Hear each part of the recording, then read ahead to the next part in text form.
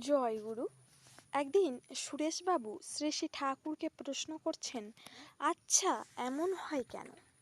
কোনো কেসে হয়তো অনুপ্রাণিত হয়ে বলি, কোনো জায়গায় তেমন ইচ্ছে শক্তি আসে না। শ্রী শ্রী ঠাকুর বলছেন, যেমন সাড়া পেয়ে আবেগ যেমন উত্তেজিত হয়, সেখানে অভিব্যক্তি তেমন হয়। চিত্রগুপ্তের খাতা হচ্ছে মাথা, যেখানে গিয়ে যেমন সাড়া পাই সেখানে তেমন ব্যবহার করি। আমাদের কাছ থেকে অন্যে আবার যেমন সাড়া পাই সে তেমনই করে।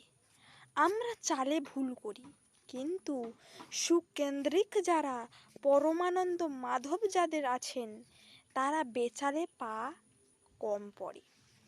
তাদের এ ছাড়াই চেয়ার টেবিল পর্যন্ত উদ্বুদ্ধ হয়ে ওঠে, মানুষ পাগল হয়ে ওঠে।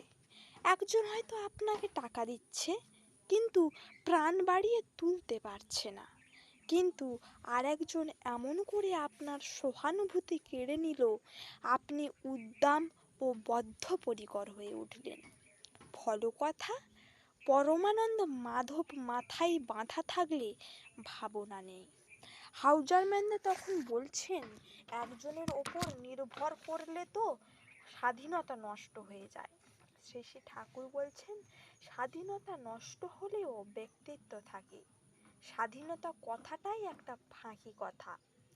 ইন্ডিপেন্ডেন্ট অর্থাৎ স্বাধীন কেউ নয়, সবই ইন্টারডিপেন্ডেন্ট অর্থাৎ পরস্পর নির্ভরশীল।